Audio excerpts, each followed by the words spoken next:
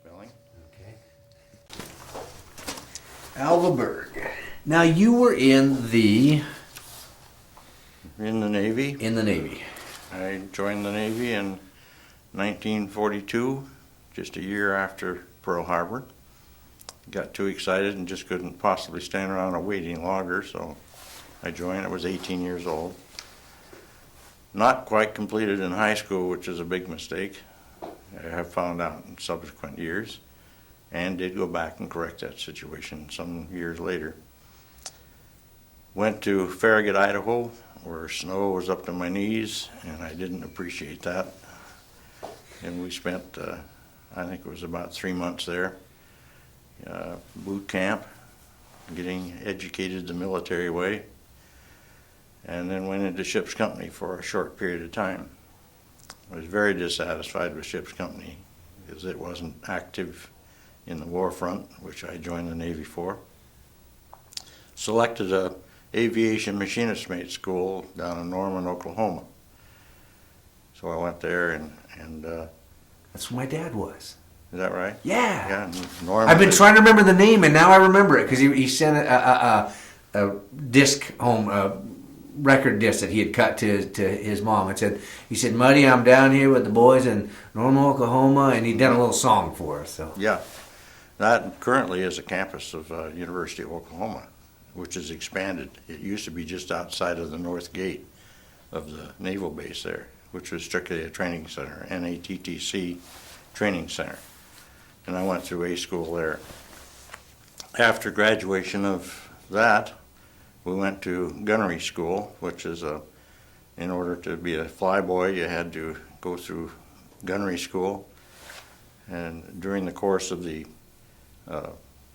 aviation machinist mate school, to qualify for the gunner school, we had to go out on off hours, which would be our own time, and fire a minimum of 25 shots a day with a shotgun in a skeet range, which was not only fun, but it was a lot of fun. And we got, in order to get through there, we had to fire a minimum of 500 shells, and I think we ended up somewhere around 1,000 before we got through. About 50% of the people passed and were graduated on to gunnery school. There we did all the various menial tasks of physical education and gunnery and learning how to field strip 50 caliber machine guns, 30 caliber machine guns, sidearms, and the rest of the artillery that you might need during the course of a battle. And we rode trucks with a turret mounted on the back to fire at targets that were running down the road beside us. They'd pop up every once in a while, which was a fun of the day thing to get to do. Is you finally were in some activity that was a little bit of fun. So that gave you somewhat the feeling of being in a plane and moving a little bit. Is that? It taught you how to utilize the sights and lead targets, which is a vastly important thing. A good way to miss a target is aim straight at it. As it's moving and you're moving and the shell goes the other way. So that's what it trained you to do. And from there, then you go into... What were the targets like that you shot at? Oh, they were, I think, plywood type targets with something painted on them, like a Japanese figure of a Japanese person or an airplane, or might be any significant thing that would pop up. And they apparently had, I never did see behind there, but apparently they had rolling tracks because it would pop up and then it would disappear. So you had to be on the ball to watch what was transpiring.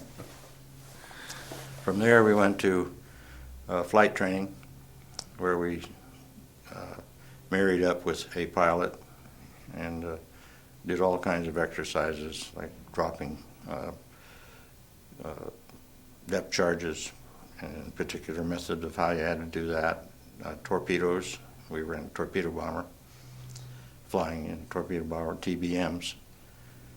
Back then it was called a TBF, however. That was the first version of the airplane, which had a smaller engine, and it was rather a gutless wonder to fly, because it really didn't have the power to pull itself out of it much.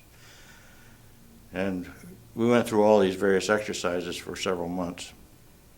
Went through a hurricane, we were stationed in Boca Chica, Florida. Well, that was later. First, we went through Masters Field at Miami, Florida. Master Field is, I'm not sure if it's on the exact site of the current Miami airport or not, but it's very close to where that airport is today. And we became familiar with the aircraft and put in quite a few hours of training flight time down there, night flying and so on. So we got a pretty rounded education there. After that point in time, we were, as an interesting point, I might say, our instructor, who was called Lieutenant Sutton, had flown every Navy aircraft that was in operation at that point in time, and his time off was flying airplanes. He was really a wonderful guy, but he was a mad taskmaster. He'd give you an example. He would say, "Man your aircraft," and he'd be standing there in total day uniform, and everybody would rush out to the airplane, and you had to go on the run, and you had to be in some kind of a operation like marching together and this kind of stuff, and warm up your aircraft, get out on the taxiway as soon as possible, and get your turn to take off and rendezvous, which means you go to some point that he has already specified, and everybody circles until he joins up. With no exceptions, he always beat everybody out there, and we to this day can't figure out just how he did that. So that was just Besides being a taskmaster, was he respected? very respected, yes. Man taught us a lot of tricks. He'd already been in combat and back and survived and taught us a lot of things. So it was very worthwhile. At that point in time, we were given a leave of 30 days and told to go to another station. My particular station happened to be in Rhode Island. So we joined up there. I saw my pilot one time, and then I was transferred to Martha's Vineyard, which was a cashew, which cashew is a small outlying, out of the way naval air station for training purposes. And I happened to join up with a squadron called VC-15. And I figured, boy, I'm sunk. I've lost my flight ability. I'm now a plane captain, and I'm really in a heap of hurt. And trying to figure out how in the world I'm going to get back to flight status. And I stayed there, I think, about 3 months, something like that. And one day I came in, and the people responsible said, "You were headed on your way down to Miami, Florida." Or, pardon me, Boca Chica, Florida. And I said, "Where is that?" Well, it turns out it was about 2 islands north of Key West. So we went down there, and again, I finally met up with my pilot again, and made me feel very good, because he was a real wonderful guy. Down there, we did a bunch of work with rockets, underwing rockets, sonar, and sonar boys, sonar school, pretty extensive training in that particular area, and figured by now, boy, we're all through with this training business, about time to go to work. We finished that training, and I can't give you the dates because I don't really remember the dates too well. We were assigned to Norfolk, Virginia, and the squadron BC-8, which is where we ended up in our combat activities. We were a replacement for 2 crews that there was 2 of us that had trained together, went up there, and we replaced 2 people that had, I don't remember where they were injured or just what it was, but they had been removed from the squadron. We took their place. Immediately went aboard ship, and this was in 1944, I guess it was. And from that, we went out in the Atlantic, did some anti-sub patrol work, and then received orders to go to the Pacific Theater. The need for carriers was somewhat reduced. Went through the Panama Canal on Christmas Day, 1944, and on up to the west coast, San Diego, where we took on some aircraft, new aircraft, and not for our squadron, however. We got to use them from the time that we left San Diego until we got to Hawaii. Then we were taken off of the ship. Went to Hilo, Hawaii for a training period there, and more extensive, more heavier activity into the throes of what really happens. One incident that happened there that was kind of interesting, there was a barge that broke loose, and the currents around the Hawaiian Islands are very tricky, we found out. And they asked the Navy to help find that this was a civilian barge, but apparently had petrol aboard of some sort. So we were dispatched, and we had to search the entire perimeter of the island, and there was 2 airplanes in our group and 2 in 2 other groups. So there were 6 airplanes totally dispatched for the search party. We found it right at the tail end of our fuel supply, but we're told to stay on station until relieved. So we stayed, and we were behind the volcano on Hilo, and in order to get communication back to the base that we found the barge, one plane had to climb altitude to get radio contact. Radios were not like they are today, let me tell you.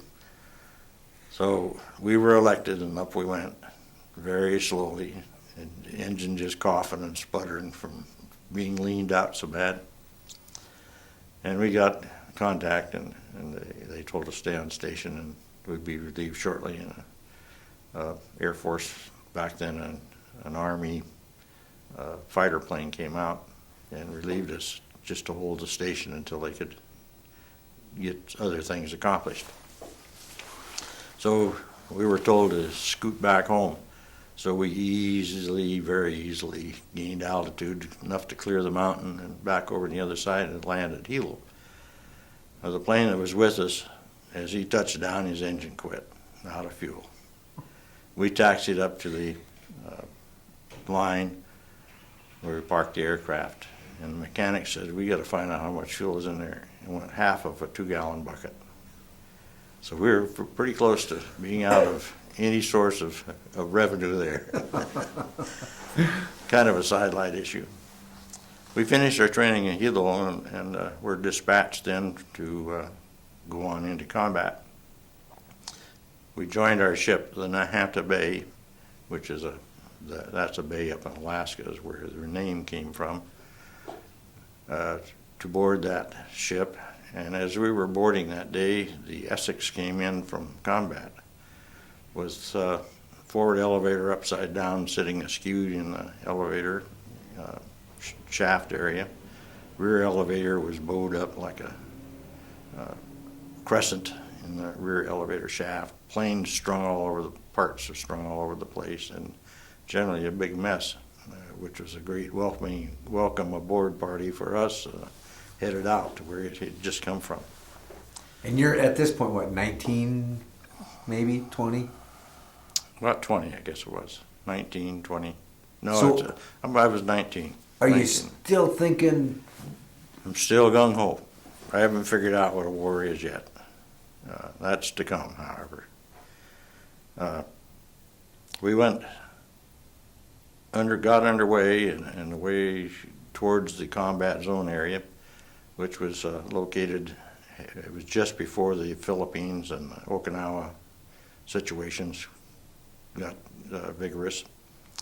We stopped at Guam and were given the task of qualifying some F-6F fighter planes for carrier landings, which is it's always a tricky thing when you're qualifying, because it's a very dangerous thing. Back in those days, you landed at somewhere in the neighborhood of 80 to 95 miles an hour. Today they land at 200 miles an hour, something like that, in the jets. However, our ship was 1/3 the size of what they use today. So our landing area, our total deck area was only 160 or 180 feet. I can't remember. That's what we totally operated off of. And today they're like 1,000 feet almost. Now, when you say qualifying, what do you mean by qualifying the plane for? Is know, that qualifying a pilot or It's the qualifying the pilot. The airplane is a known factor, but the pilot operating the aircraft needs to make a certain number of practice landings on a carrier in order to be qualified to go into an operational fleet. And that's every pilot that's ever landed on a carrier has got to go through the qualification activity. I don't care who he is. And you must maintain that qualification, make so many landings a month or a period of time, or requalify. So that it's a very tricky, bad situation, or can be. Now, have you done some landings at this point, or is this your plane that's going to be? No, this is another squadron that is located on Guam. So you've already done qualifying. We've done all the So you've qualifying. had the experience Yeah, of. we've already had many carrier landings by this time, and proficiency is right up there. So there's no problem there with our particular aircraft and pilot. The ones that were qualifying happened to be F-6F fighter pilots, and they were doing just great. The day was going fine, and this one plane came in. As he hit the deck, the belly tank, which is auxiliary fuel, came off and hit the prop. And when it did, it threw gasoline everywhere in that ship, and we were immediately on fire. And the pilot in the aircraft, of course, was very badly burned. Got him out immediately, and we subsequently put the fire out on the ship. Burned a lot of decking back then, and I think still the decking on ships is made out of teak wood. And once it starts to burn, it burns very readily. And I can tell you that a fire on a ship is anything but pleasant. But we managed to get that fire out, and everything worked out fine there. Took a few days to repair the deck and paint a few things up that were pretty well burned. The pilot died late that night, and it turns out it was a big mistake. He had not utilized the fuel in the belly tank, so he had all the weight of the fuel plus the tank, and it won't stand a carrier landing. One of the reasons, incidentally, that you have carrier qualifications is to learn that kind of stuff. Happened to be the hard way for this particular man. Unfortunate, but that's the problems of war. Or any other time if you misqualify. From there we went into the thick of things, and it didn't take very long. We were primarily in transport, oilers, escort business, where we would fly anti-sub patrols, and that was always done in a 3-aircraft operation, where each aircraft would go out in a sortie and take 1/3 of the area. There was always one of the 3 aircraft inside of the ship at all times, so that the ship had 24-hour full coverage while we were flying. We did not do much night flying in the Pacific. We did do night flying in the Atlantic, and it's very, very precarious to do that kind of stuff, let me assure you. Didn't have too much trouble with much of anything. It was rather a boring, laid-back life there for a long time. On sub duty, are you? I mean, how do you spot a sub from the? You can see a sub when it's below periscope depth with a shadow in the water, and you're trained. And this is one of the things we did in Boca Chica, Florida. We went down and trained on how that kind of stuff. We used a U.S. sub off the coast of Florida to practice this kind of thing, and you can readily spot them. And you look for certain debris and bubbles and things like this that are giveaways. Do you fly fairly low then? You fly somewhere around 2,500 feet. That's And fairly low. Yeah, it's not too bad. If you get down much below that, you lose a lot of the perspective of what you're looking at. Your area of look is reduced. You also have to watch which way you fly within the sun, as it'll cast shadows on the water and you can't see anything that way. So you try to work your direction so that you can have the best visibility of those underwater. Then you have the method of dropping sonar buoys. If you see something, you can drop sonar buoys and see if that's really what you do. And that's by dropping a triangular pattern of these little transmitters, and you have a receiver in the airplane, and you can tell if there's a sub down there. And that was one of the older methods. They still have similar systems, but I don't have any idea how they work today, of course.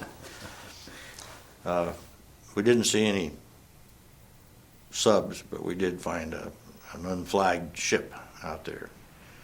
And we were told to challenge it one day, which means that the first time you fly across the ship and kind of wiggle your wings as you go across, and the second time, and you try to transmit a radio signal to them.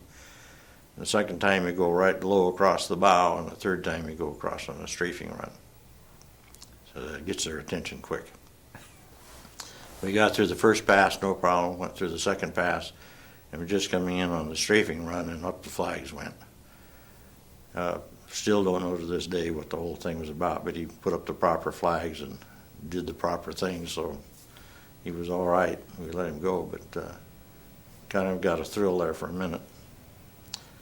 And we're assigned from about every, I think was about a week apart. It's pretty hard to tell one day from the other when you're just doing this every day of the week. About every week or so, I guess it was, we were assigned an opportunity to get in a little combat time. And they'd send us down to some obscure island and tell us to knock out the runway or any transportation method or anything of that nature. Just go bomb it, put holes in it so it can't be used. And that's what we did. So one day we're just flying happily over this one island and fixing up the runway pretty well. It looked like a pretty pockmarked quilt. And one of the fighter pilots radioed and says, "I see an oil can over here," which meant there was an oil storage. So one of our TBMs went over there and dropped a bomb, a little bomb, and he strafed it, and all of a sudden, I think we were flying about 1,500 feet, and this ball of fire went up probably 3 times as high as we were. Just balloon, and the whole concussion we could feel on the airplane. It was really a dump. A dump being an oil dump, or storage area. So that day paid off with great surprise and a lot of fun watching the fireworks. But at the same time, apparently there were some Japanese around because they shot our fighter, one of the fighters. And we'd always heard about our Mayday calls being monitored by submarines and PBYs or PBMs. And so we heard the message come back after he yelled at Mayday, "Go for the beach, go for the beach." Make a water landing. So out he went, and we saw him splash down. And I would say within not more than 3 minutes, 5 minutes, here comes, in this case it was a PBY, landed, picked him up, took off, away we went. It made us feel a little more comfortable than that. They gave us some, during our ready room talks before we'd go out on flights, on combats, they said, "No, you gotta remember your life expectancy out there is about 15 seconds when you're in combat." Well, didn't mean anything to any of us because we had never really seen anything of any great magnitude.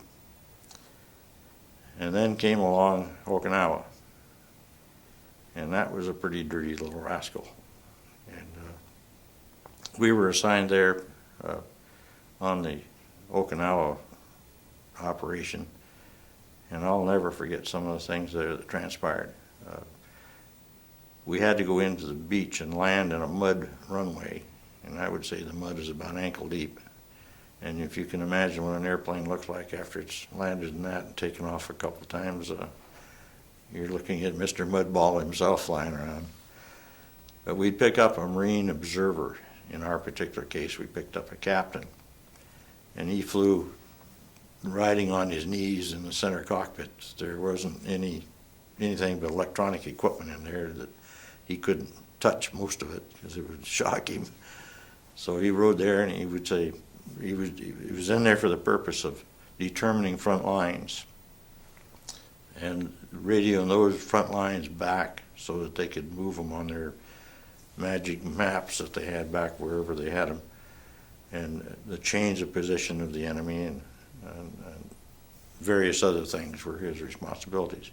We had to spend 2 hours doing that. Each aircraft did it. In our particular case, we had 6 aircraft off of the ship in there, and I believe it was 6. And then the next hour and a half was up to you. If you find a target of opportunity, take it.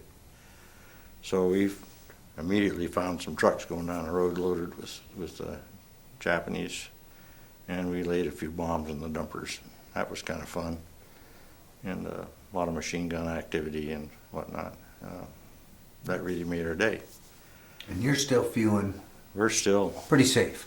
oh, this is a big bunch of fun. Now, are you, as you come over, I mean, would it be kind of like me flying over a football game? And I don't mean to belittle it in that way, but I mean, you can kind of tell who's who and who's going Oh where. yeah, you're flying about 500 feet now. Okay. You're down or right down on the deck just having a great time, hedge hopping and looking things over pretty close. Because our assignment was get anything that could, for transportation, anything you see that can be used for transportation or moving ammunition or anything of this nature, knock it out. This was our assignment. And you're in the gun turret. Is that where you I'm are? in the at gun this? turret, Okay. yes. And the Marine observer, if we see a no-no target, he would say, not this one. And we had a few of those. But the one that really comes to mind, I guess, is we saw a bunch of people, and it looked like women, all huddled together, and they were on a road. And the first pass, which was a pretty fast pass, just indicated that it was a mixed bag of people, of which generally in that area it was always soldiers. And we thought, well, maybe they're kind of dressed up in disguise or something. So we made the first pass and came back for the second pass on a strafing run, or preparing for a strafing run. For some reason we decided, no, we aren't going to do this, and didn't, and it turns out they were all women. And we suspect that the soldiers were all hiding in the thickets right beside the road. So that we were pretty happy that we hadn't accomplished. Now we're beginning to understand there's some dirty shenanigans being pulled. So as we turned around, we were going somewhere else, doing some other things, and noticed another TBM flying adjacent to us that suddenly lost power. And they watched him go down, and over in Okinawa, there's a lot of ditches with water in them. So he straddled one of those ditches and just landed the plane dead stick down in one of those ditches, water flying everywhere, and off of the wing he went, and the gunner and the radioman bailed out, and they were all running. I don't know where they went because we were going by then out of sight. But he made a beautiful landing down there, didn't hurt the airplane at all hardly, and took off. But he was in enemy territory, so I'm sure that there were some repercussions to that. So little things like that. One of the big things that we had on Okinawa were caves.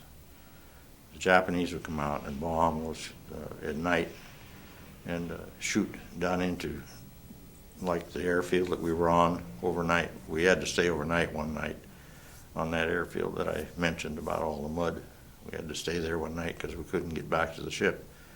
That was an experience of how not to live.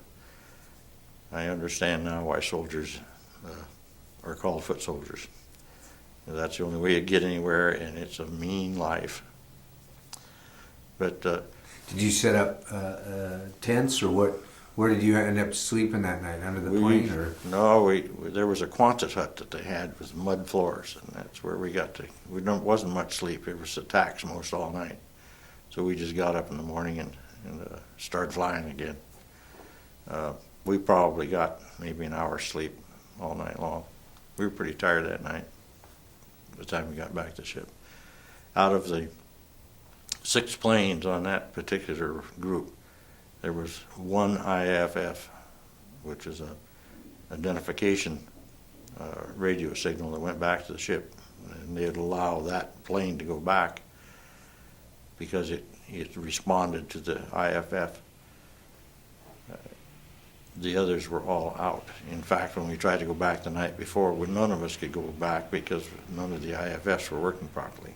So they did get one fixed on the ground when we went in. And the next night, as long as we were there, they let us do 2 days worth of work. So we had 2 solid days of this, chasing around the countryside and bombing targets of convenience. Then we went back to the ship, and they met us and said, "What kind of a steak would you like?" So that was a nice coming home. And they fixed it well. It sure tasted good, and a nice clean sack to sleep in that night. So that was, now we got a little bit more of a taste of this going on.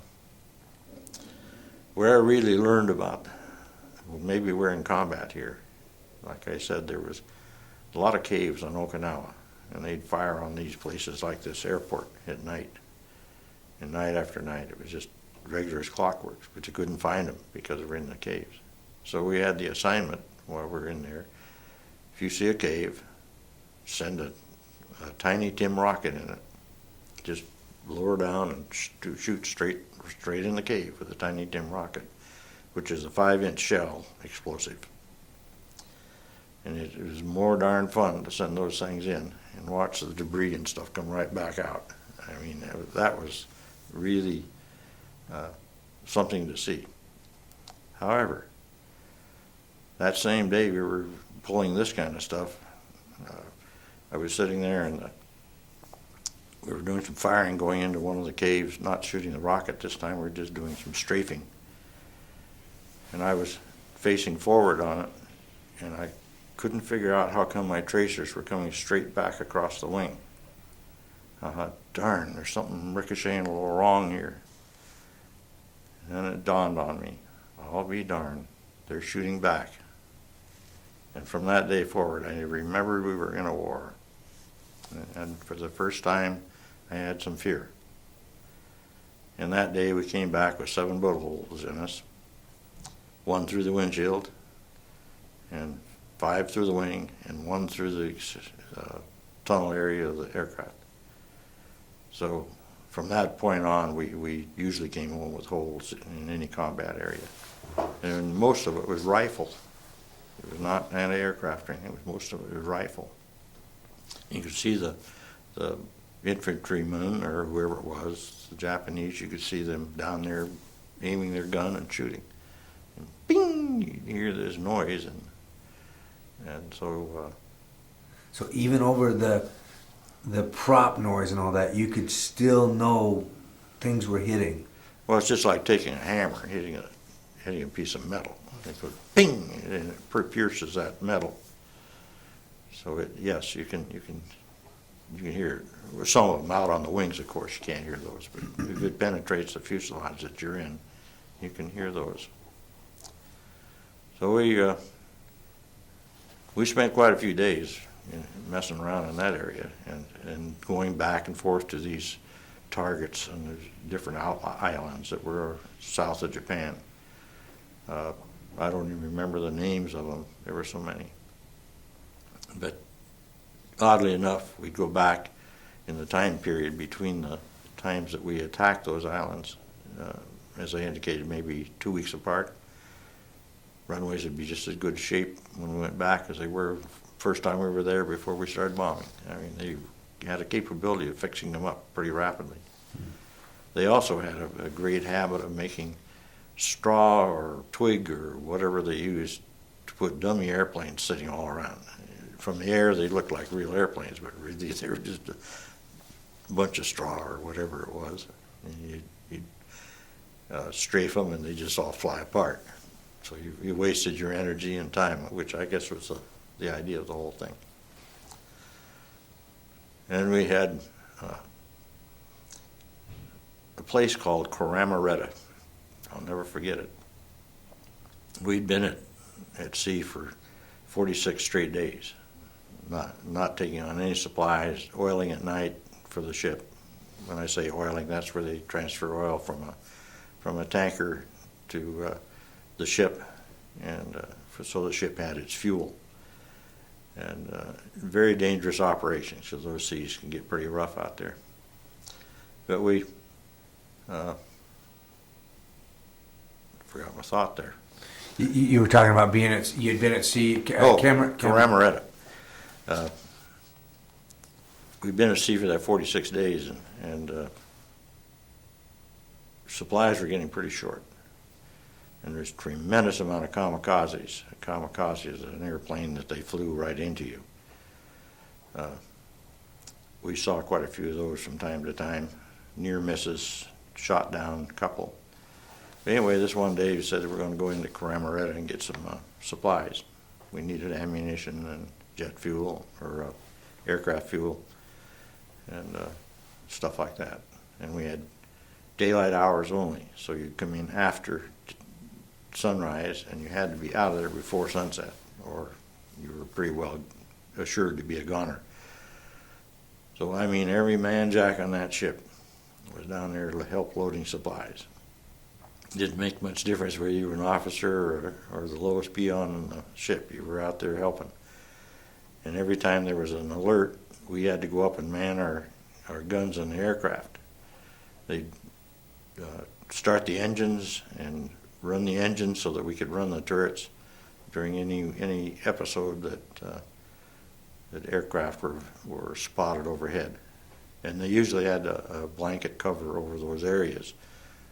They'd fly up like 10,000 feet, 12,000 feet overhead, just circling, just to keep you on your toes. And this was day in and day out, and day in and day out. There were a lot of carriers hit in the open water area. We had one next to us lost the whole forecastle. The deck above the forecastle all collapsed down on the forecastle. A friend of mine was on that ship. I don't remember whether there was any casualties or not. We had several headed towards us, and none of them ever hit us. Mighty close a few times, but our gunners got them, or they missed the ship one way or the other. So we came out unscathed in that particular area. So it was a pretty interesting area. Just at the time we were about to finish Okinawa, we got word that there's a typhoon and you better batten down a few hatches. And there was no way we could run, apparently. I'm only guessing at that because we didn't. I imagine the land masses were in the wrong directions to run the proper way, so we had to head into it. And it was a really ferocious one. The cruiser Pittsburgh lost its whole bow section, and it was that severe, and that's an item of history. It can be looked up when that occurred. It was in 1945. I can't remember just when in 1945, but during the summer months, I think. I went out on the catwalk, which is right at the flight deck, and we had life ropes strung around, and I held onto a life rope, and I looked up, and I kept looking up, and I would gauge it would be about 75 feet higher than the ship was. Our deck was 75 feet off the water, and that wave was about that high above our heads. And I thought, oh my God, it's going to come right over the top of us. Well, the ship rose and climbed the side of the wave. And the bow went completely out of the water and came down about 75 feet into the next wave. And then, of course, water did come across the deck.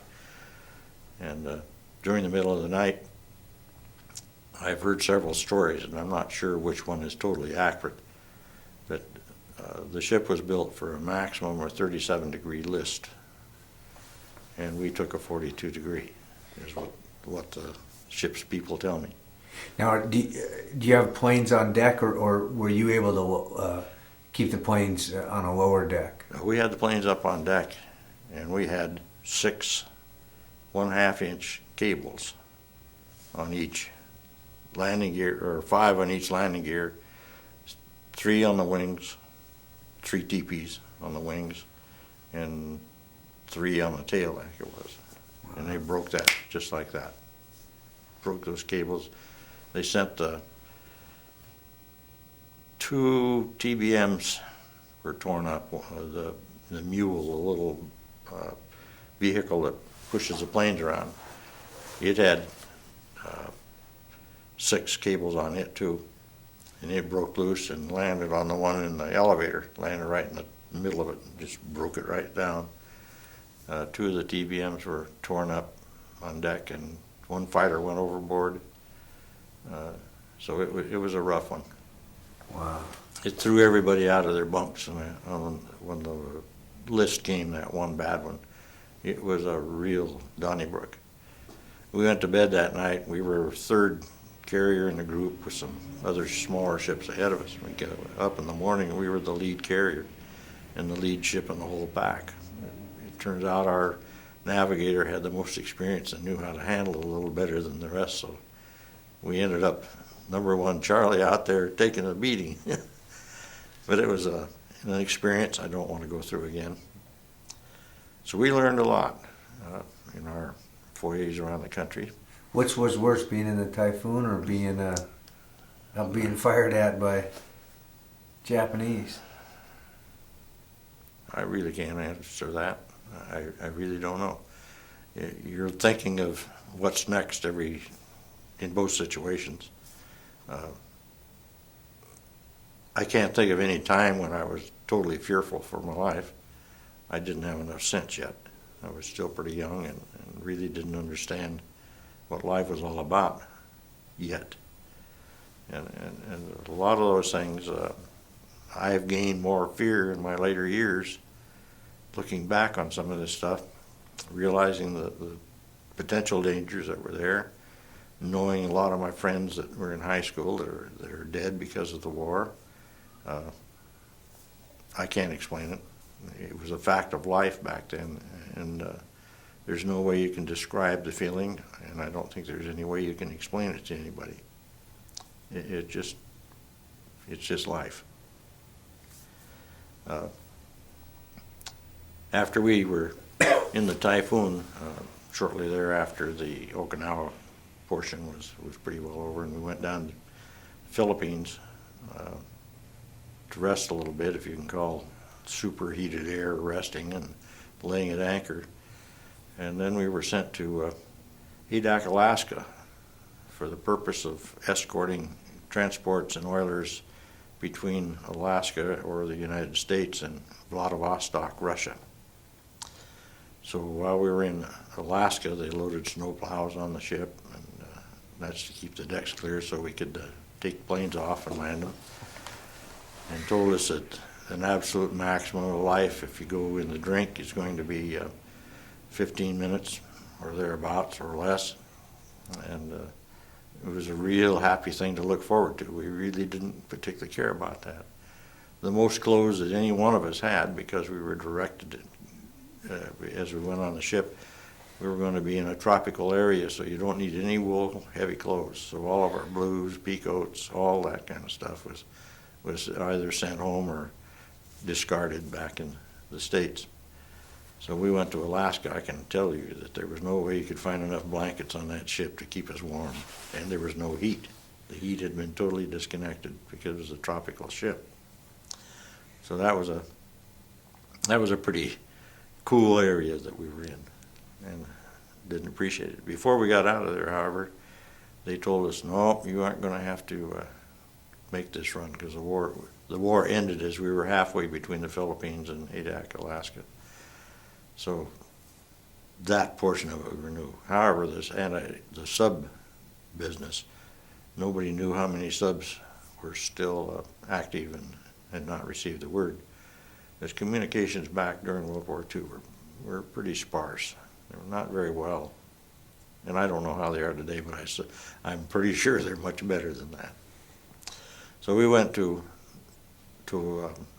Japan, went backward to Japan, anti-subbing all the way, and that meant that we flew every day.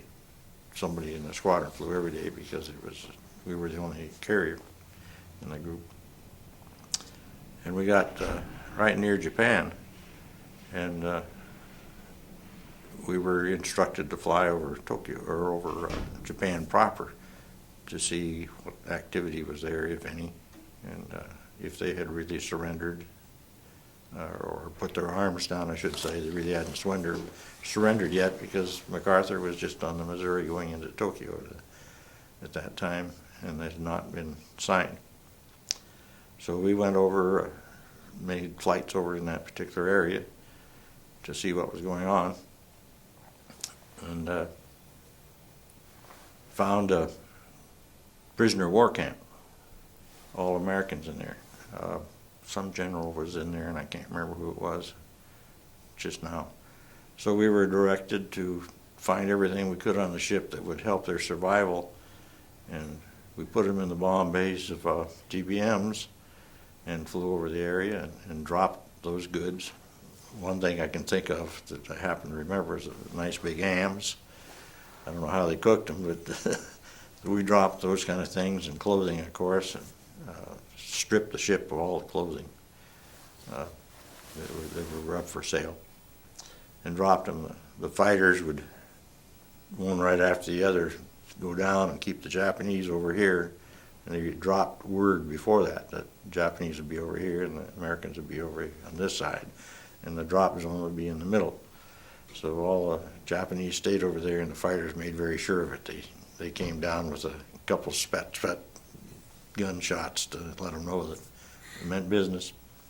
TBMs, and this was from, I think there were 6 carriers involved with this one by now, because they all came together in that area. Everybody was dropping goods down there for the prisoners of war, which I'm sure made them a little bit happy. And then we headed back to the ship, landed, still had to do some anti-sub the next day. So we were out. One of our crews had engine trouble and landed on Japan proper. As far as we know, he was one of the first ones to ever land down there. They got a mechanic on board, fixed the problem, and they took off again. We've always accused him of just landing for the sport of landing, but we'll never know that, of course. And we didn't do so good. Our crew, we lost an engine, asked for a emergency return back to the ship. They granted. And just as we got to the ship, we got a wave off because the destroyer with mail and whatever else, messages and whatnot, was tied up to the ship, and they were passing messages and stuff back and forth. And you can't land when there's another ship tied up to it, because of the risk of life on both ships. And the life of the aviators are more expendable than the crews of 2 ships, which is understandable. So as we took the wave off, when he started accelerating the engine, that was all she wrote, and the engine quit. And the first thing I could see is looking down the funnel of that destroyer and thinking, oh my God, how in the heck are we going to fit in that? Well, of course, we didn't fit in that. We went a little bit further, but had a water landing, and our radioman was killed in the landing, and the pilot and I got out. Were hauled back aboard the same destroyer, and got to ride on our destroyer for the day after we finally thawed out, because that water was cold, bloody, bloody cold. And I can understand the people in the Titanic now, why they didn't survive, because it was so very cold. How long do you think you ended up in the water? Probably 30 minutes. Really? Wow. It wasn't very long. In your mind's eye, do you remember the full going through and knowing that this is it, we're putting it down, or? Oh, I had total realization of the fact that we're going in the water landing. And we had been drilled and prepared for these things, so that was not a big concern. The biggest trauma for the whole thing was the fact that a radioman was killed. By whatever means he was killed, we don't know that, and he went down with the aircraft. But no, the hitting the water, I remember that. I remember my assignment was to get out of the turret, get the life raft out, stand on the wing, get the life raft out. I did that. And then the pilot said, "Well, where's Bill? I can't find him." And I let the life raft go. That was the first mistake. The next thing I knew, the wing went out from under me because the plane was sinking. So now I'm on my own. I hadn't even, at that point, I had not even inflated my life vest. So I inflated my life vest, and in the back of my mind, somebody tells me that somebody has told me that the depth charges went off, and we were still in the water. Because divers came off the ship and got both of us and pulled us over to the destroyer, and they hoisted us up on the destroyer's deck. So that was a pretty heavy closure for the whole operation. So when you did a belly landing, it looked like. Yes. The plane floated for a little while. Less than 3 minutes, I would say. And where's the life raft that you had to Life raft is directly ahead of the turret. You take 4 Zeus fasteners loose, and it's a rubber life raft lays in there. You just pull it out. It's in a little tunnel in there. And it's 2 seconds, and you can do that maneuver. We'd done it so many times, you know, that you just do it instinctively. And I just knew that's what I had to do. But I didn't get the job done. Funny way we act when we're under stress. So then the SEALs came out and got you, the divers. Right. From Came the off ship. of the ship. And then how'd they get you back onto the ship? There's cargo net that you climb up, or most of the time they just pull you up. They have a line they put around your under your arms, and about 4 guys up on deck. They've got you up 10 times faster than you'd ever climb the cargo net. So you basically, the net's kind of there for you to grab onto. Well, you just kind of, the ship's movement and it's rocking in the ocean.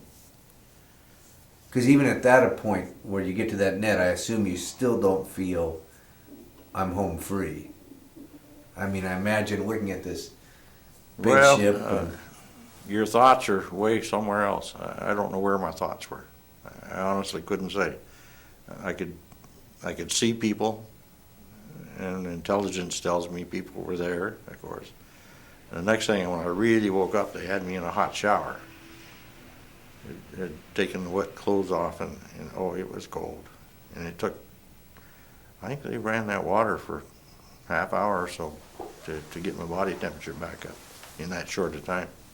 Because northern Japan, that's pretty cold water up there, particularly out in that ocean. And this was you were with the same pilot all the time, right? Yes. Yes. So you did 48, what did you say, 48 49 offs of carrier catapults and 48 landings. Huh. The last one being in the water. And combat-wise, I never flew again. That was the end of the war. Just a few days later, we were assigned the duty of being the senior carrier in the group that we were in. We were assigned the task of taking all the eligible people for discharge, putting them on our ship, and headed for Pearl. Boy, and that's an amazing feat right there that people forget about, is that, we took, the time to get all those people over there. Now the war's over. We've got to get all these people and machinery and... The vast majority of the people in our squadron were all U.S. Navy reserves. And without exception, I think everybody was eligible for discharge right then and there. I mean, the people who were USN, straight Navy, like I was, and unfortunately we're looking at those guys, you lucky bums, because we figured the war would go on a lot more than it did, of course. So I had another 3 years to put in after that point in time. When was the first time that you came back to the States after the war had ended? Do you remember? We came back to Alameda. We went to Pearl Harbor and lost our ship there.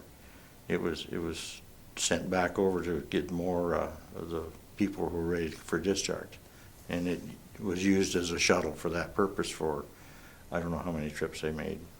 And we went aboard the Salvo Island and went from Honolulu over to Alameda. And our squadron was decommissioned in Alameda while in 1945, while the World Series ball game was going on. And your squadron, again, you had a name for it.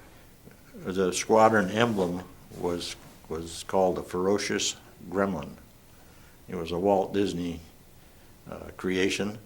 Back then, you could just write in and say, this is what our squadron is, and this is what we're doing. And Walt Disney would design a patch.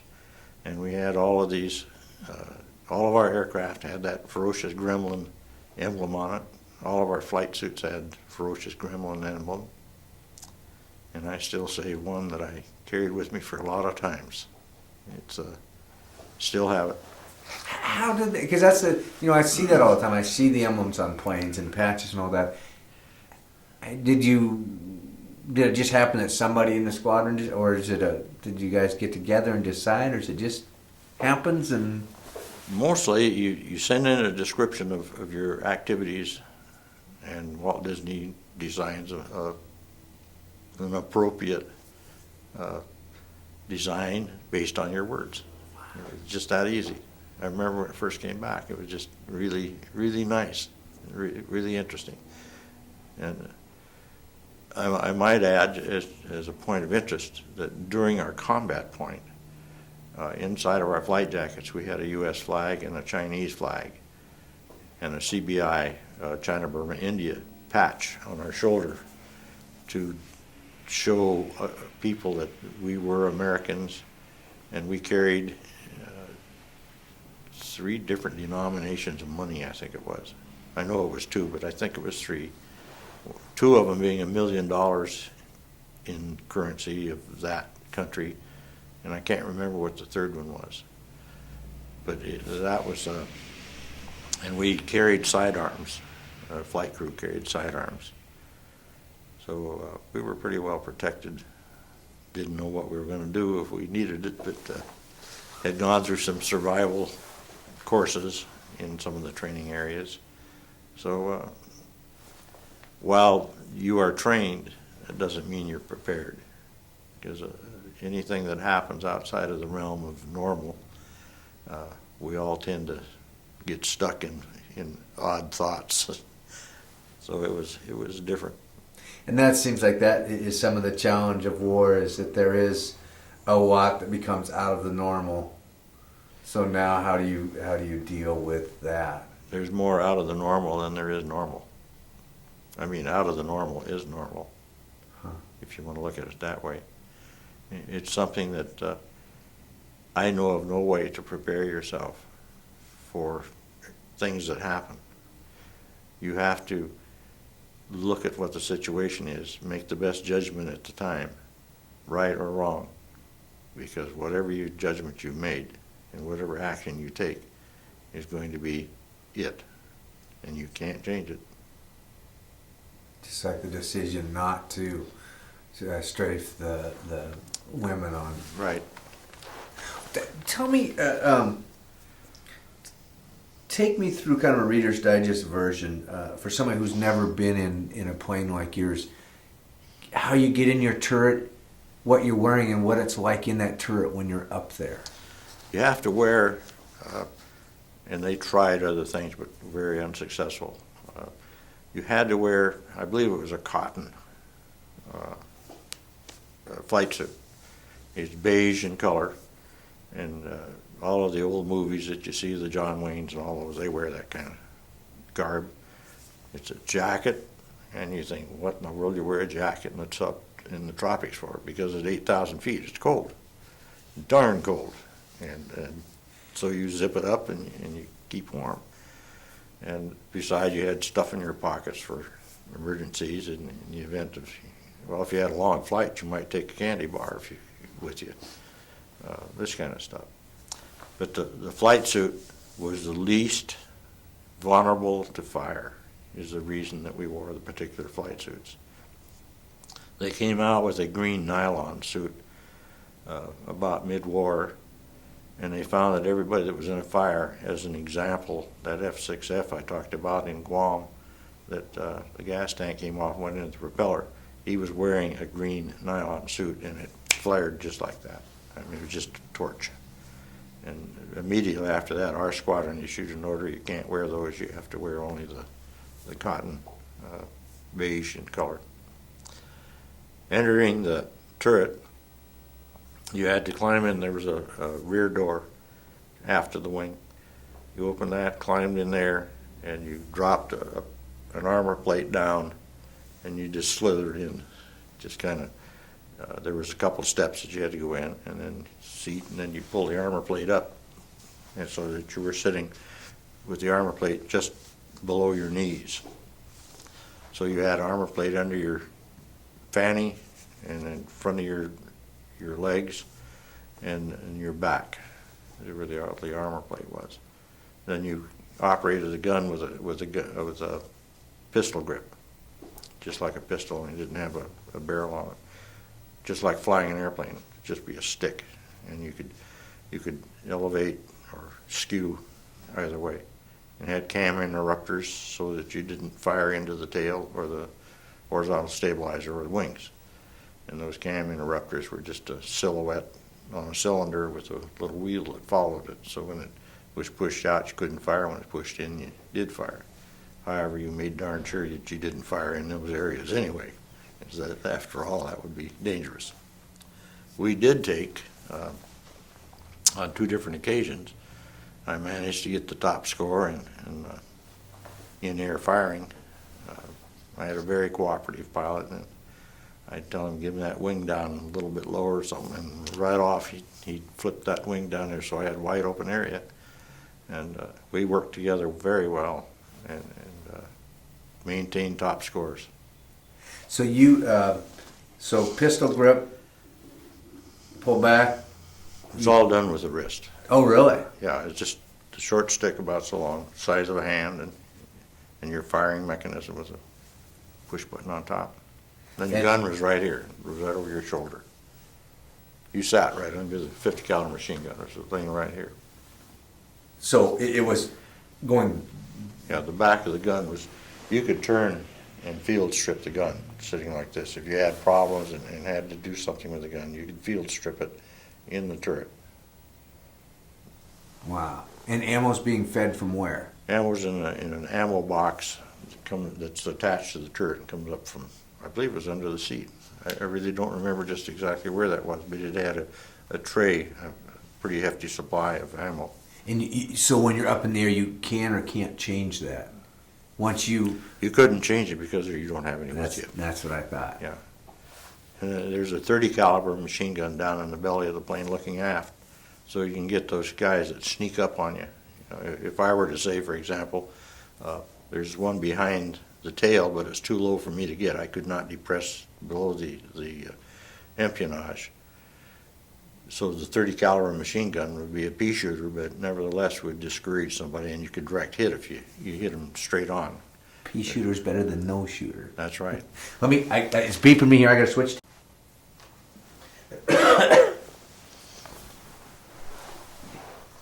In fact, that is one of the questions that I didn't get to is where were you when the war did break out? How did you find out about it? I was driving down the runway of the airport in Bellingham, Washington, and they had dedicated the airport that particular day, and they allowed us to drive the runway. So I was out in my 1929 Ford, cruising down the runway with the radio blaring when I heard that the Japanese had bombed Pearl Harbor. And immediately went down. I worked for the paper company that distributed the PI and the Seattle Times in Bellingham. I went down there, and of course they had an extra paper, and I grabbed a handful and went out and sold extra papers. And you were what at that time? How old? At that time, I was 17. 17. Did you realize what that meant, or was it just a? I think I had a fairly good realization of what that meant. Somebody to me, you know, I had read enough history and things that bombs and cannons and that kind of stuff, I understood that they caused a lot of damage.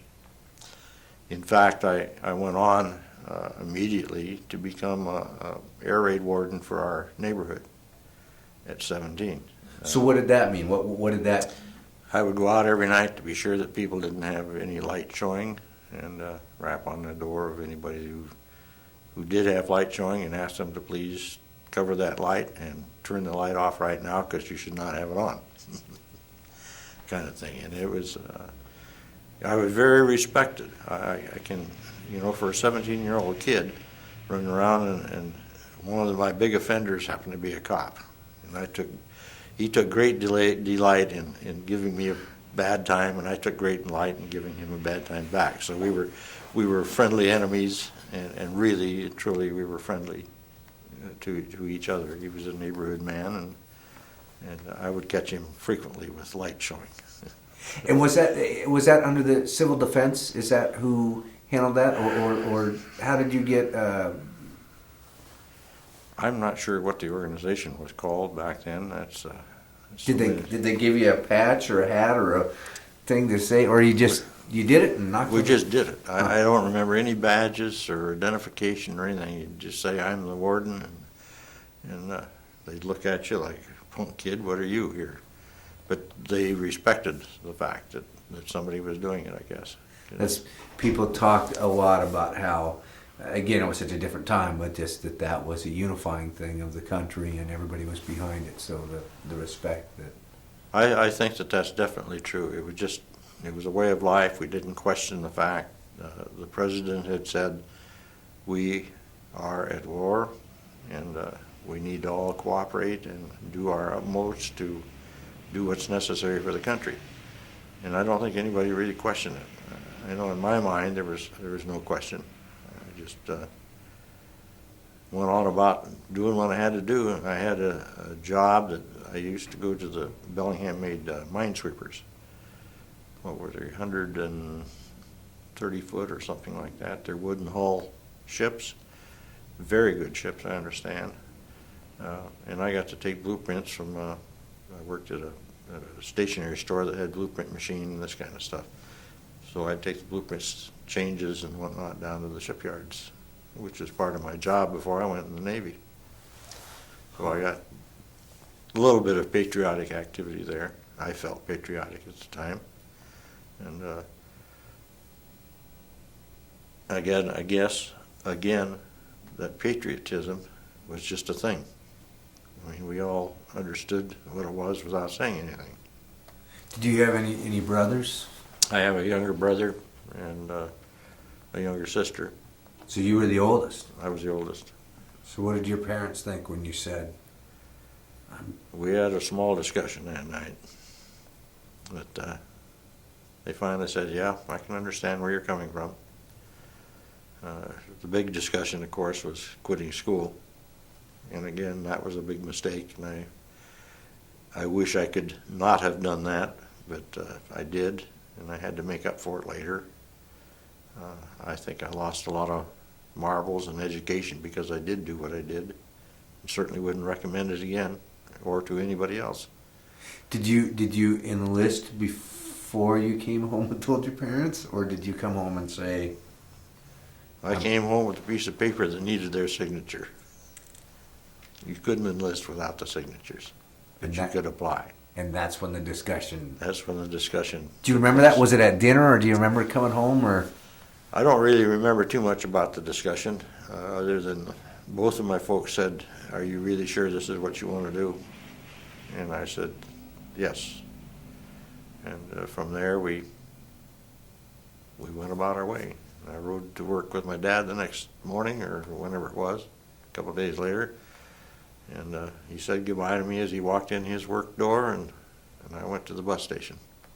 Went to Seattle for the induction, and we stayed in Seattle overnight. got our physicals, and were sworn in the next morning in the Navy, and then I was told to go home. They will call you. Or back then it was a postcard. And let's see, this was the 8th of December. And the 21st of December, they said, get on the bus. That's when I went to Farragut. Wow. Boy, it's interesting to think of that average everyday aspect. Your dad driving you, saying goodbye, son, going to work to do what he did. Yeah. Huh. Different life philosophy back then than there is today. And Real different. And there's no way I can identify what the difference is. I mean, it's just a way of life. I guess I've said that 2 or 3 times on this tape. But I guess it's something that I want to emphasize, that what's past cannot be undone, and what's in the future cannot be known, and we can only live for today with what things we know about today. And that's the way it is. Do you think that that's they turn the handle, it opens, but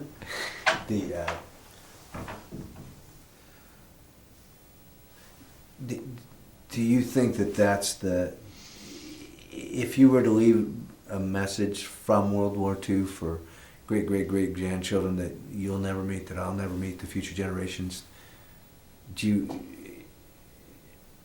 is there a message for them from World War II? I think it's a message of life that applies regardless of World War II or any other war or any other time. The first thing you have to be is a believer in what you believe. What is best for all mankind is best for you. And while other people commit atrocities against us, we should not commit atrocities towards them. And I think that that's a life standard that I have tried to live by. Do unto others as you would have them do unto you is the best philosophy in life. I see no better way to live. We would not be in near the troubles that we're in today if that was followed. When you went in the service, who was the enemy you were fighting against? Was it a person, a people, a country, a war in general? A war in general. I mean, it was some of our friends, for crying out loud, in school were Japanese. How could you be mad at that boy or girl? Some of the things that happened to those people, the concentration camps that the state of Washington put people in, and other states did as well, was an unbelievable thing. And yet the powers that be, the government in general, couldn't see the forest for the trees. The only thing you can tell by looking at 10 different Japanese lined up in front of you is that they were all Japanese. You couldn't tell that all of them were U.S. citizens, or that they had beliefs that would lean against the United States or for the United States. You can't tell that by looking at them. You can't tell that by testing them. So they made the decision based on looks, not based on beliefs. I think that was wrong, but I'm talking a Sunday quarterback now. That's not good. Hindsight's always 20/20. Yeah, right. But again, the perspective. Did you have Japanese students with you in school? Yes. Do you know any of them that were interred or? I have no knowledge of that because that all happened after I left. So it's I know very little about what happened in the U.S. after I went into the service. I mean, to me, my days were filled with what I had to learn and do, and didn't get to see newspapers. Weren't even available on most bases, and time off of a base was very negligible because I was always in a training of some sort, and you didn't get to go out and participate in the earthly things that people got to participate in when you weren't in the service. And you probably wanted to sleep. Most emphatically. It's that is an interesting aspect because the different people, depending on what part of the war you're in, which theaters, I was talking to one gentleman and I said, how aware were you of the rest of the war? He said, my war was 100 yards by 100 yards by 100 yards by 100 yards. That's where we were. That's what we were doing. Knew nothing about what was going on elsewhere. That's right. Yeah. I mean, had you even heard of Okinawa before you Not got before there? going there. Even Hawaii. I mean, were you aware of Pearl Harbor? Oh yeah, I was aware of Hawaii. Oh, okay. So we'd studied that in school. Seen the native dances on motion pictures, just black and whites back then, such things as that. But having seen anything with Okinawa, I didn't know there was such a name. Philippines, I'd heard about that, again in school, in movies in the school. But I thought Okinawa was a beautiful country. I mean, as far as the landscape is concerned, I've got one really interesting story about Okinawa. And one thing that is said to a serviceman, you obey your orders. And I can tell you a very good reason why that is true.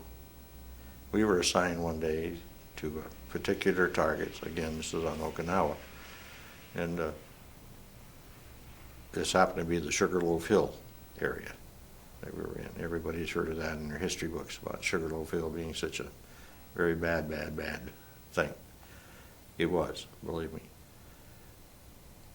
We were told to stay at exactly an altitude, let's say it was 1,000 feet. And we were told to go around, our target area would be in this area. And you fly exactly where you've been told to fly. Exactly.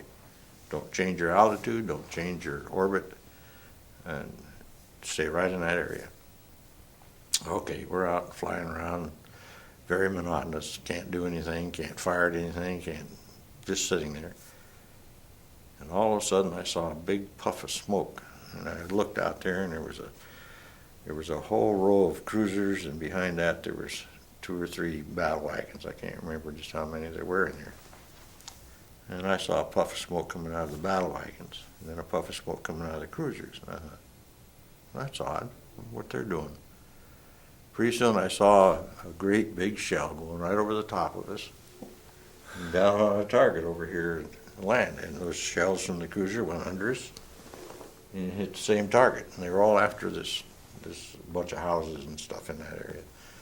And here they are lobbing those shells, and we're flying right around in between the two. And I understood what they meant when they said, you follow orders, do not deviate. 1,000 feet. You go up to get it, you go down to get it. Yep. Boy, and those things are big. And that thing looked like a ball that big coming through the air over us. And you could watch them. Yeah, it's like in slow motion, just the way it went. And this wasn't one, this was many. They fired salvo after salvo. Wow. Those are the kind of interesting tidbits that suddenly pop in your head. Well, and again, you see, it's an interesting perspective because of knowing what you're seeing, what you're doing up in that plane, what it's like. I mean, I've talked to pilots that it was a summer picnic. They were flying around and they were flying some of the high altitudes. Nobody was from the ground had anything they could fire up to get them. They weren't being chased. It's like, okay, but what are you seeing? And boy, just to be able to say, there's the island, there are the boats, here we are, and to be able to watch the whole war going on. Watch it unfold in front of you. I don't remember anything else about that particular flight that day. I don't even know what we were doing. It may have been subsequent to that point. We were doing some rocket work afterwards. But during that period of time, that's the only thing I remember about that whole entire flight. And an important lesson you learned. Why? Yes. How long were your average, and I'm sure it varied, but an average mission? About 4 hours. We had fuel capacity for just very tad over 4 hours, so we were pretty well limited to 4 hours. So you'd launch, go up for 4 hours, come back to the ship, they'd fuel it up. You guys would take a rest till whenever the next mission was, or did you fly every other day? Oh, we flew every other day or every third day, depending on the number of carriers in the group. If there was more than one carrier, you'd have Carrier A flying today, Carrier B flying tomorrow, Carrier A flying the next day, Carrier B flying the following day. So that you took turns. Because I guess the psychological effect on you flying in that kind of condition had something to do with it. Didn't seem to bother me. I mean, I didn't think about that, but I suppose it did drain us to a certain extent, and that our attention and stuff was not quite as sharp if we flew every day, although we did fly every day at times when we were by ourselves. And were you tired after a mission, or excited, or hungry, or? I was already ready for peanut butter on toast. And we had a little galley arrangement up there in the flight room where we could get a little peanut butter on toast. And I always loved my peanut butter on toast when I came back. So yes, I was usually hungry, tired, and you were dried out. You're very, you know the way you feel when you get out of a plane today in a long flight, dry mouth and that kind of stuff. Well, you felt like that when you got through, because part of it, I'm sure, is psychological, and part of it is just up in thinner air. Do you still like peanut butter on toast? I still love peanut butter on toast. Huh. Oh, that was it. Okay, so from your turret, you've got a vision, right? I mean, you can see where you're flying and everything like that. Right. Okay, this has been my biggest question. I haven't been able to talk to anybody. Tell me about the first time landing on a moving deck. Yeah, a carrier.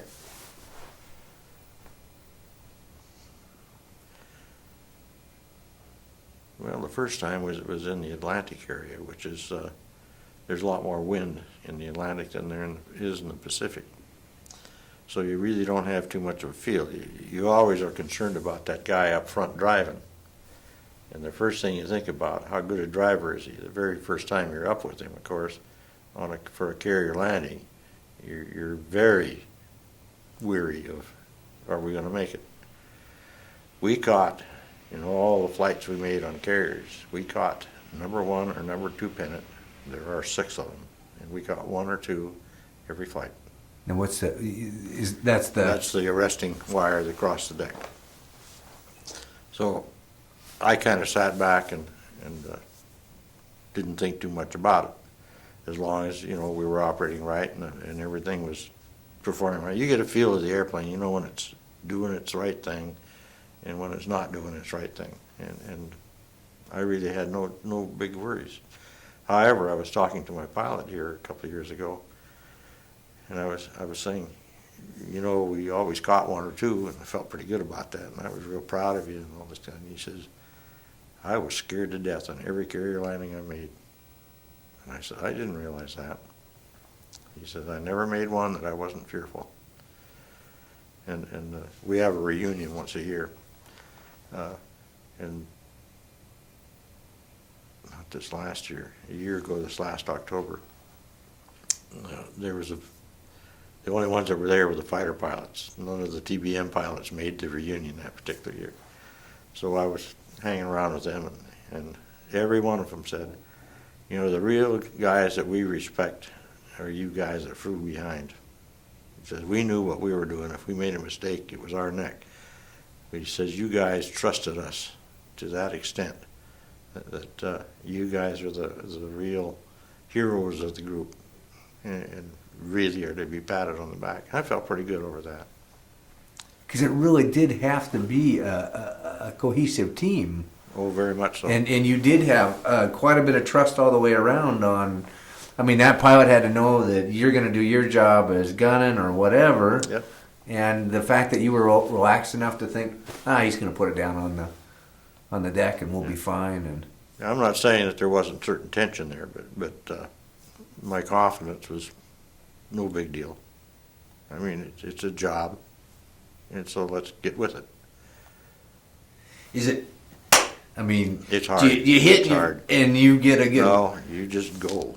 It's tight because you immediately when you hit the tail hook picks up the tenet, the the landing gear wire, picks it up in the hook. And the moment you hit that hook, you have 80-some miles pulling on that thing until you're down to zero. So you stop in a matter of 70 feet, you've gone from 80 to zero. So you're stopping pretty quick. Now, the first time, when you're coming in, does that look about that big when you're coming in? It's about that size. When you look down at that deck, and you're down one leg, and you think, man, that's little. And particularly when you're in the Pacific waters, when there's zero wind. So the only thing you have, the ship was capable of 17 knots under carrier landing operation or takeoff. And at 17 knots, that doesn't give you a whole great big bunch of speed forward. So you're going to have to drop from the speed of the aircraft while flying to a non-flying vehicle. Once it hits the tailhook, you're going to have to drop from that speed to virtually zero. Because 17 that's kind of peanuts when you're talking about 80 or 85. So it's a shock. It's also a shock on a catapult. I mean, that's more like somebody, I liken it to if you were standing there and didn't know I was there and just suddenly hit you like that. That's about what that feels like. Just bang, he hits you in the back and you're off and going. And is there a certain point where you get that launch, but all of a sudden it's like, I'm up in the air, oh my goodness, am I going to fly? Or once you get going, you're gone. The only thing that happen to you is you go off the end of the deck and you'll mush almost always. You'll mush off the end of the deck. And that's coming off the deck. You go drop a little bit, and you expect that drop, and then it'll pick up speed the way you go. But almost always you get a little mush off the end of the deck. Huh? Now, on a real good heavy windy day, you probably wouldn't. But if it's a real good heavy windy day, you probably wouldn't have carrier operation either. So, you can anticipate that the Pacific was really bad because there's very little wind. It's just that 17 knots is all you have, and that's not very much. When you bear in mind that the TBM was the heaviest stick airplane that's ever been built to this day. It's 8 tons of aluminum plus whatever payload you got on board. And they're heavy-looking, solid-looking planes when you see them. I mean, they break awful easy. Really? Yeah, they break easy. But they are a sturdy airplane. Huh. But they're a little more fragile than people might give them credit. I've seen the wings come right off of one of those. I mean, in this cashew we were at Martha's Vineyard, they were having a flyby in honor of something. I can't remember what it was all about now. But anyway, the demonstration was a TBM came from a high altitude and pulled out over the crowd. Well, he got a little too excited and had too much speed, and he's downhill and pulled out too fast, and the wings just went up, and they hit right over his head. And of course, there's nothing but a fuselage left, and he went in the bushes. Killed him right away, of course. Wow. But yeah, you can't mistreat an airplane. I don't care how big or heavy it looks. Now, the carriers are they doing this on you, or are they so big that they're doing this? And that's the timing. You watch the timing, and you fly this way, so that when you don't ever want to get it so that you're coming down and it's coming up. You're sure going to fly if you do. So you try to get it just as it's down at the bottom, and you land right at that point, and then you go the rest of the way on the tail hook. And then as soon as you get down, if there's fights going on, they're hauling you out of the way so the next one can come in, right? And my understanding is if you come down and you were to lay it over or something like that, if there was real activity, that they just... if they can't get it, the wheels are inoperative and they can't get it down to the hangar deck or something like that.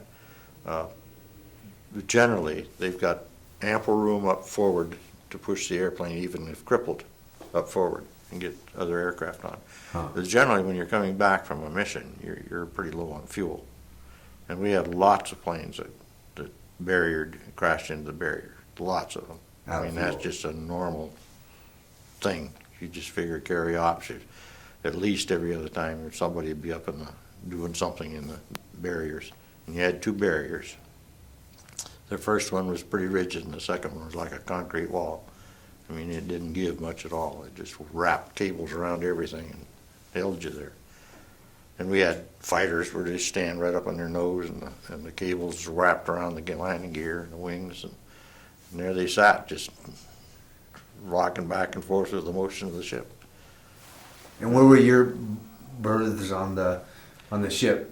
Were the flyboys in certain areas and fly crews over here? Yeah, we had a berth. We were what we called the mezzanine. It was suspended directly from the flight deck, and there was an area in there where all of us were in. I'm not sure where the officers was, but it was somewhere around someplace. I'm not sure. So you were close to. We were real close. Yeah. We just walked out the hatch, and in fact, most of us, or a lot of us, monitored. We did certain things as squadron people. We made sure that, for example, on takeoff, we'd go out and test the flaps to be sure they weren't spongy or something, and we could stop a flight. We could turn a flight down and just, if we had bad flaps or something like that, or resting gear. In fact, I took it upon myself, with permission from the skipper of our squadron, to be the tail hook and the starter expert on the ship, because we were having a lot of starter problems. The TBMs, or the FM2s, our little fighters, had a bad habit of not starting, and it was what they call the shotgun starter. They put a big shell in there, and just the gases produced by the shell would turn the prop over, and they'd have to catch it. Well, we had a lot of trouble, a lot of electrical circuitry trouble. So I figured out what the problem was in that circuitry, and I could change one on the flight deck during flight operations. I could change one. If one failed to fire, I could change one fast enough that he could make his flight, which made all the pilots really happy about that stuff. So it was just a case of the back gases would come back in there and cover the electrodes so they weren't making contact. That's all it was. So all I had to do is take the back plate off, clean that electrode, and put it back together. Then I had, I think it was 4 or 5 spares that I could run through the operations with them and keep them going. And the tail hooks, that was something I had to do when the plane was back in. And I'd watch the tail hooks, and if I got what's called a floater, where the tail hook is down, and if it hits the deck, when it hits the deck, it throws the tail hook up. It should never sustain. It should, when it goes up, it should immediately slam back down. Just under pressure, it should come back down. And if it didn't, I'd just clean the dash pot and fix it back up so it snapped back down. That's an important one to have come back down. Yeah, very important. And I just took those two on, something to do. Carrier operations are extremely boring, extremely boring. We played bridge like you couldn't believe. We bid bridge. We played very few hands. We bid an awful lot of hands. But to be in that squadron, you had to be a pinochle player and a bridge player. And that was, you spent most of your time doing that. A lot of time to pass. Yep.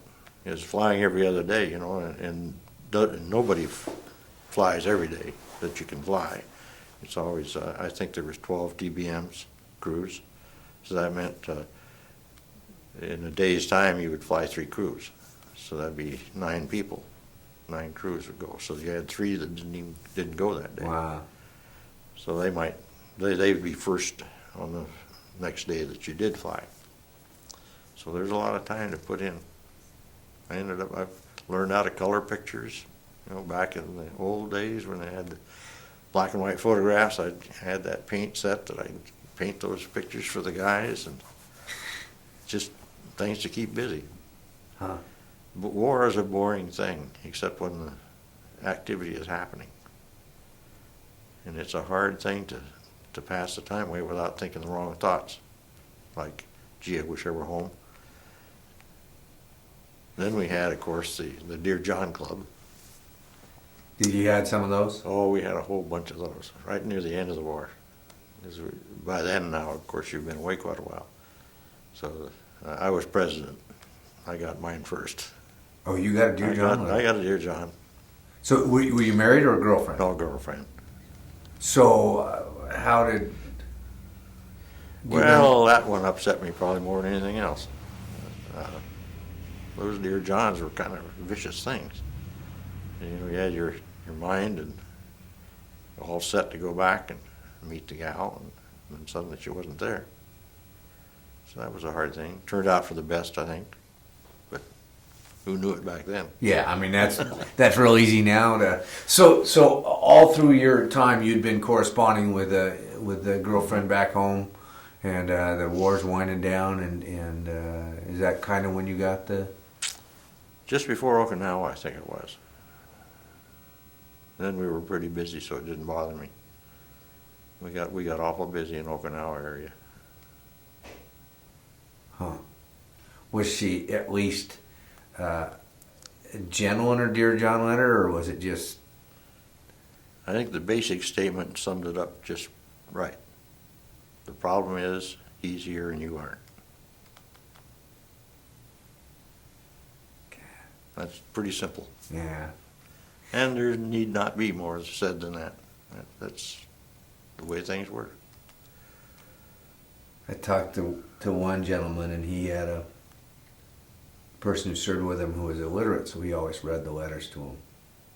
And it was from his wife, and he had to read the Dear John letter to him. And the guy, I can't remember, he was a big guy, and he just kept saying, "I'm going to kill you, you're lying, you're lying." You know, and he said, "No, I'm just reading what's here," you know. And it was like, he said he went through that debate, do I read it or do I make something up on it? You know, well, he of course chose to read it. But, yeah, hard enough to get one of those when you're not on the war front. Well, I guess you can say times were somewhat different then, but really they weren't. Because an affection and a desire and a so-called commitment are the same today as they were 10,000 years ago. And it's just the way you happen to feel about it that may be different. That's the gentleman I interviewed yesterday. He was up at Camp Harmony. That's what Puyallup Fairgrounds were called for the Japanese internment. Camp Harmony. And he said, and he was about 12 when he went in. He says, one thing you got to realize. He says, I've done a lot of history and I understand a lot more of what was going on. But I was a 12-year-old boy. So this whole idea of moving to this camp and everything, I was just worried about girls, smoking, you know. So it was interesting because it was like, oh, there's the real aspect. A 12-year-old boy, it was life. He was out doing what 12-year-old kids did. Yeah. You know. That's exactly right. It doesn't make any difference when the period of time that you're talking about. It's what's happening then that you're interested in, and it's the ways that are custom. And to describe to somebody of this generation what it was like in our generation, it's impossible. There's no reference point that you can go back to and say, well, now we did this and you should do that, because there's no way you can do that because it isn't there anymore. And I think a lot of people fail to realize that, gee, in my time, your time is gone, and it'll never be back. The world's changed. The biggest thing I think we can hope for, at least, and again, it's not like, well, when I was a kid, I did things this way. But hopefully there becomes some of that understanding of the culture of the time, the people of the time, so that there is an understanding or a compassion, at least, for it to say, well, yeah, it was different times. They faced different things, you know. I can say that now at my age, but I couldn't say that when I came back from the war, because I was extremely perturbed with the people that stayed back. The guy that, when I went to work, the guy that stood there and said, "Oh, you're one of those veterans, huh?" And I said, "Yeah, so what about it?" He says, "It's too damn bad. You should have been here. You'd have made some money." And it didn't click. I didn't understand what he was talking about. But what they did all during the war is made all kinds of wages and overtime and all this kind of stuff. And we make $21 a day or a month, I mean. And that's a hard understanding. And I got a pretty callous outlook towards that, as did several other people that I've talked to.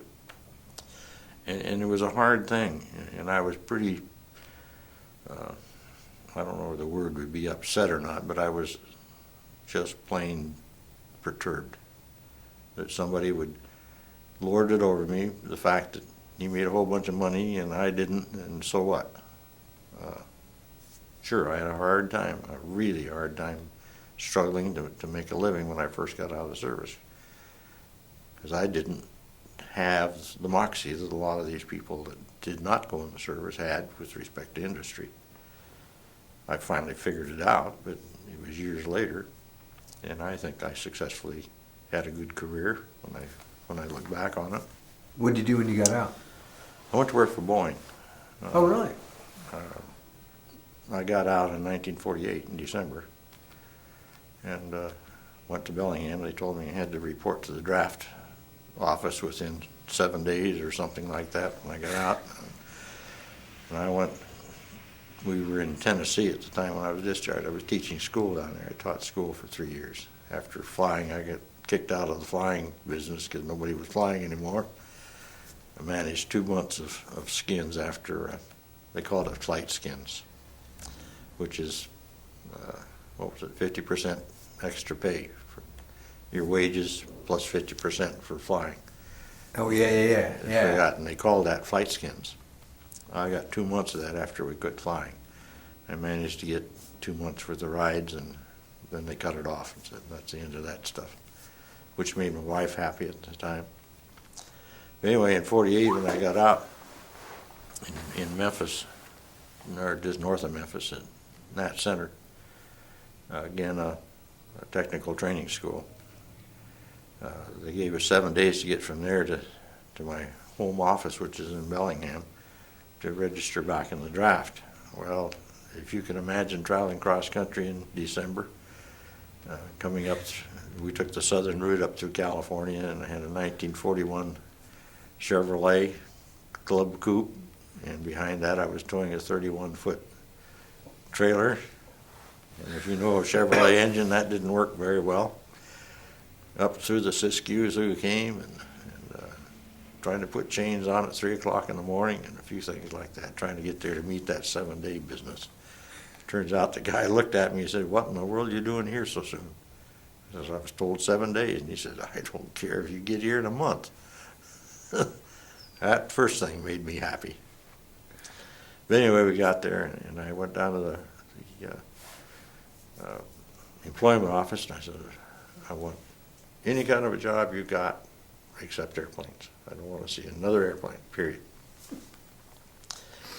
The guy looked at me and he said, with your background, you're going to see airplanes the rest of your life. I said, well, let's find something that isn't. Dig ditches, anything. He says, okay, here's one for you to pursue, the Boeing company in Seattle. I said, but I don't want to go to Seattle. He says, but that's where you got to go. You got to get this signed off that you went there. Okay, I went down and interviewed, and the guy says, would you mind taking a test? Of course, on my application, I had an arm length of airplanes I'd worked on and flying and all the rest of this kind of stuff. I said, sure, I'll take a test. Blueprint reading. And I took the test real quick, like, handed it back to him, and he says, what's the matter? Don't you want to take the test? I said, I'm taking the test. And he says, well, you got to answer all the questions. I said, I did that. He says, nobody's ever answered that fast. I says, there's nothing to it. He says, okay. So he says, you know you got 100%? I said, sure. That was simple. Anybody can do that. He says, not me. I've never seen anybody get 100% on that before. And I said, well. He says, I'd like you to come to work tonight. And I says, well, no, let's forget that business. I got my family in Bellingham, and got to move them down here, and I'm not about to come to work before Christmas and New Year's. I've been away for 8 years, or 6 years, and I'm not about to miss that one again. So it's okay. Make it the, I think it was the 9th of January. I said, okay. So I came to work, and they made an inspector out of me. And I had never seen the broad side of a B-50 before in my life. I didn't even know what it was, hardly. And went in there, and Survived 36 and a half years with the company. Couldn't get away from those planes. Just couldn't get away from those planes. Never gave up my love for flying either. Oh, really? I still love to fly. I don't like the treatment you get aboard commercial planes anymore, but I think I have a lot of company in that area. But I still love to fly. I marvel at what we've done with aviation. I always availed myself in the Boeing company of getting into the new stuff. Show me something new, and there I am. And I have seen more new stuff than you can shake a stick at. It was a lot of fun. And they